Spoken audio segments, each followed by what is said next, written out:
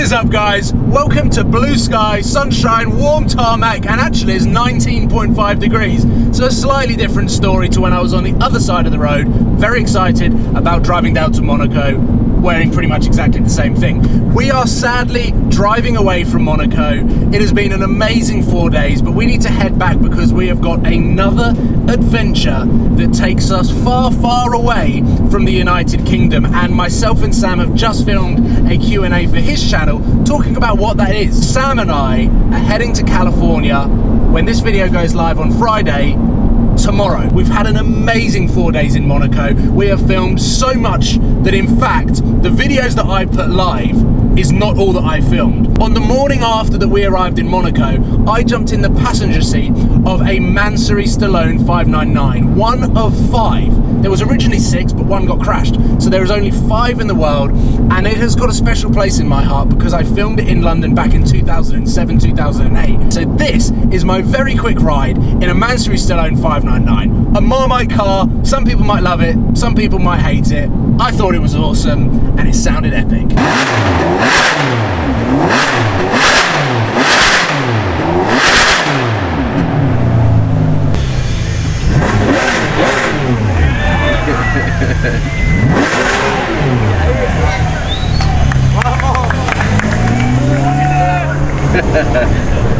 Oh look, 812.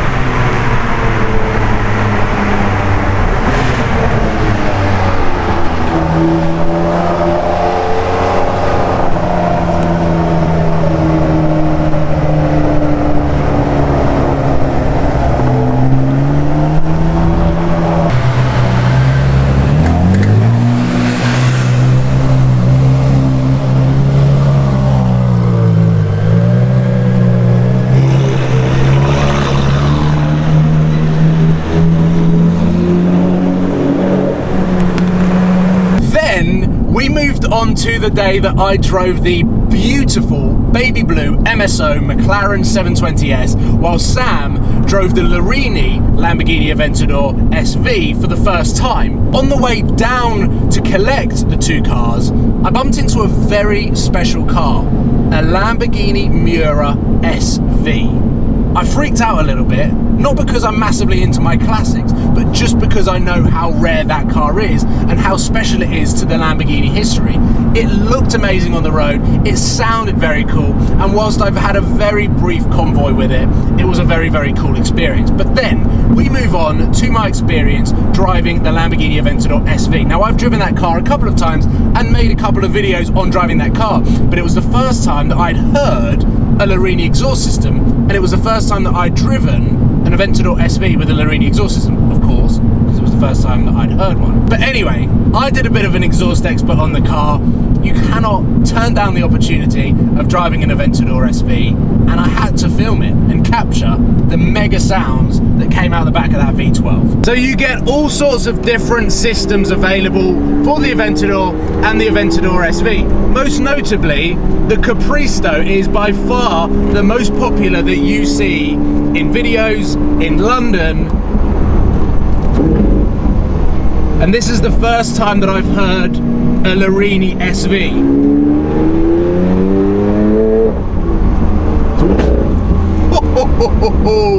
The cracks come out of nowhere and they come really low down on the revs, but it actually sounds like thunder.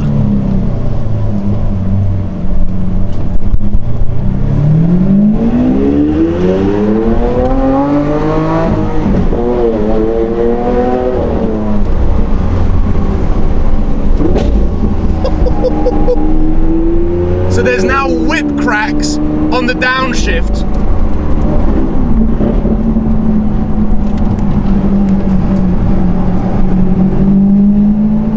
Low end, you get that amazing V12 smothering noise that just swarms you everywhere you go. It's following you around. I've always thought that the V12 Lamborghinis is essentially a V12 engine with a car built around it. So the car is strapped to the engine and you're just holding on for dear life.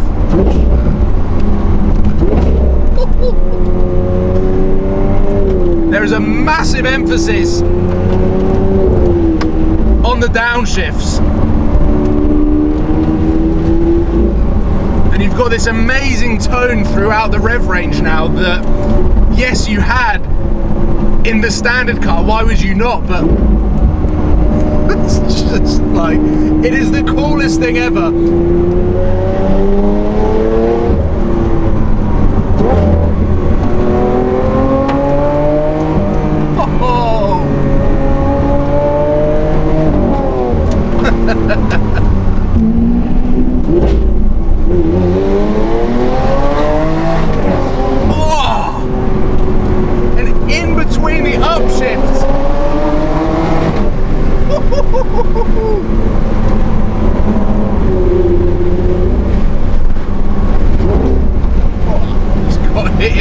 By something that's just come in the wind. It is very windy today. What I was saying was, in between the upshifts, you've now got like this additional pop or exhaust tone that comes out of. Oh.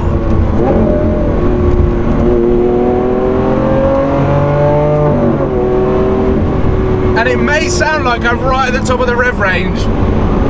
That was 6,500 RPM. This is to the top.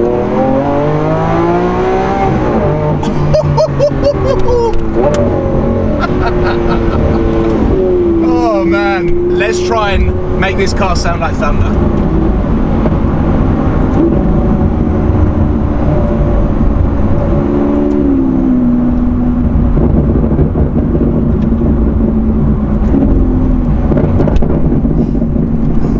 Genuinely sounds like thunder. Oh. You hear the Aventador SV a mile before it's coming. The V12, I'm going to call it a drone because that's the best way to describe it, but inside it doesn't drone. If I was doing an exhaust expert on this car right now, I'm very impressed at the fact that it does not drone.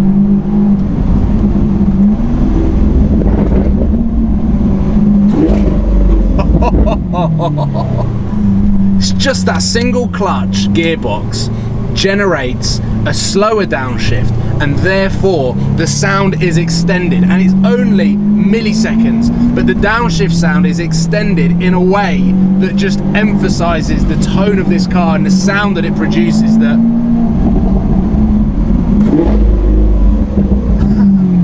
you don't get that in a double clutch gearbox anymore.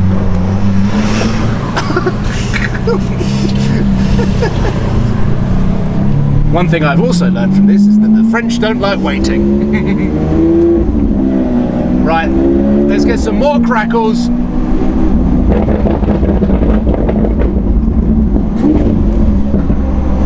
And head back into Monaco.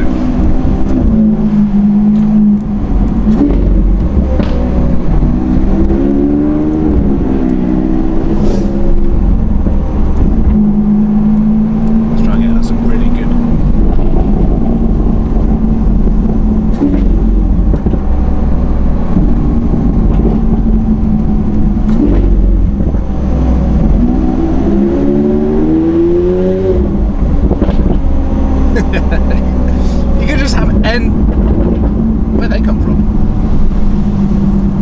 Endless fun in this car. So I think it is fair to say that Sam and I had a bloody blast over the last 4 days. Hopefully you have enjoyed following our adventures. I feel like there is a lot of diverse content, both from my channel and Sam's channel. I had a load of fun drifting this car in the wet. I had an amazing time driving some pretty wacky supercars and jumping in the passenger seat of some awesome supercars.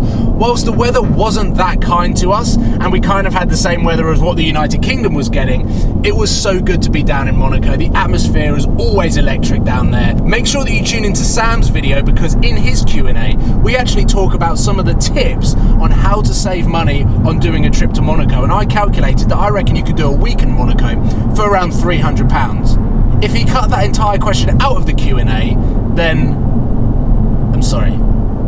But we did answer it. But also we filmed 30 minutes of GoPro action answering questions. So if he does cut it, then I don't really blame him from cutting it and shaving to make the video a little bit shorter. But anyway, thank you so much for watching. Thank you so much for supporting, as always. If you haven't subscribed to my channel, and this is the first time that you are watching Supercars of London, then head back to some of the other videos that I've shot in Monaco so that you can get a bigger picture of what I'm talking about, because I fully understand that this is a bit of a mixed match, but I filmed a load of wicked stuff in Monaco that I just had to share with you. Take care and have an awesome weekend, and I will see you guys in LA.